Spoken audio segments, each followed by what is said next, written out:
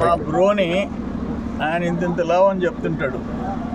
మా కాకాని బ్రోని నువ్వు ఓపెన్ చేయి, గ్రామ సభలు ఎందుకు పెట్టలేదు, ఓపెన్గా డిస్ప్లే చేయి, మండల ఆఫీసుల్లో లిస్ట్ బయట పెట్టు, దమ్ముంటే బయట పెట్టు, పేదోళ్ళకి సహాయం చేస్తామంటే మద్దతు ఇచ్చేవాళ్ళం మేము. నువ్వు లాస్ట్లో 2019 ఎలక్షన్స్కి ముందు నేను 1500 ఎకరాలు సర్వేపల్లి నియోజకవర్గంలో పట్టాలు అసైన్మెంట్ కమిటీలు అప్రూవ్ చేయించా. తమరు ఎమ్మెల్యే కావటం, అధికారం రావటం, దాన్ని క్యాన్సిల్ చేయించారు. ఏం సాకు పెట్టారు? అసైన్మెంట్ కమిటీలో ఆయన అటెండ్ కాలేదంట ఎమ్మెల్యే. అందుకని మెజారిటీ అటెండ్ అయితే చాలు.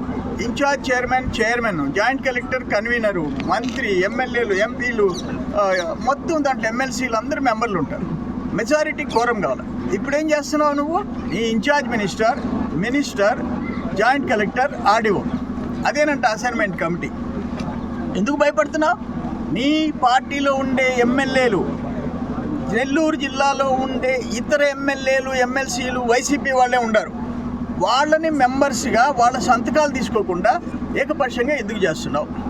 నేను ఒకటే కోరుతుండా, my dear friend, my dear bro Kakani, నీకు ఏ మాత్రం నిజాయితీ నీ మాదిరిగా పోయి స్టైల్ తేలా. నేను నీ మాదిరిగా దాంట్లో ఎన్ని అక్రమాలు ఉన్నాయో బయట పెడతామనే భయంతో వణికిపోతుండవు. నాకు తెలుసు నువ్వేం చేసావో.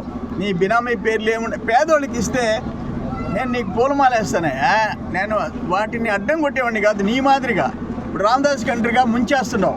₹1 కోటి చేసే ఎకరాని దాన్ని శాశ్వత భూ హక్కు చట్టం కింద లేకుండా ఆపేస్తున్నావు. దాని సంగతి కూడా నేను చూస్తా, వదిలిపెట్టను. ఇప్పటికి 2 MROలు సస్పెండ్ అయినారు. అయినా మా బ్రోకి కొంచెం దానేమంటారు సిగ్గు, ఆ సిగ్గుపడే అలవాటు లేకుండా పోయింది. అమ్మ అనే పిలుపుకై ఒక ఆశ, అది నిజమైనప్పుడు ఒక ఉద్వేగం, నిరంతరం మీ సంరక్షణకై నిబద్ధత కలిగిన డాక్టర్లు.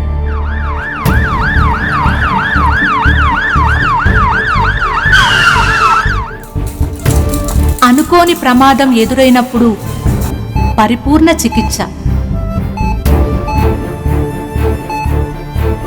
మేమున్నామనే భరోసా.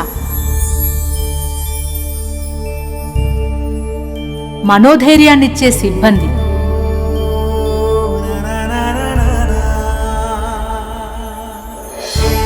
మీ చిరునవ్వే మాకు సంతృప్తి, మీ సంపూర్ణ ఆరోగ్యానికి చిరునామా.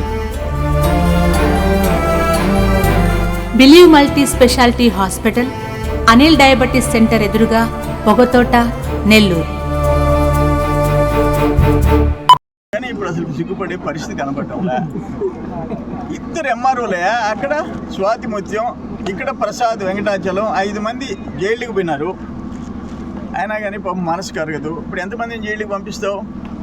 ఆయన చెప్తున్నాడు ఎంఆర్ఓలు దబాయించగా ఎంఆర్ఓలు ఏమైనా పైన కిరీటాలు వచ్చినాయి వాళ్ళకే.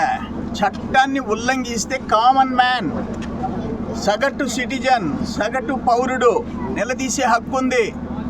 నీ గులాం నువ్వు వీటంలో వాళ్ళకి జీతం, ప్రజల డబ్బులు జీతాలు తీసుకొని ఇంట్లో కూర్చొని ఇష్టం వచ్చినట్టు గ్రామ సభలు పెట్టకుండా కొండలు, కోనలు, వంకలు, వాగులు నీ ఇష్టం వచ్చిన వాళ్ళకి రాస్తూ ఉంటే చూస్తే చెక్కపజం చేయమంటావా? ఎంఆర్ఓ తిరిగి సన్మానం చేయమంటావా?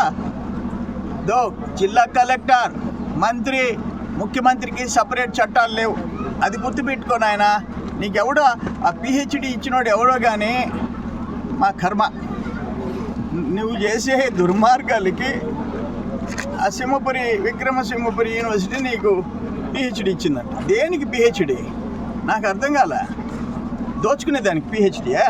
దాంట్లో అయితే నువ్వు నంబర్ 1.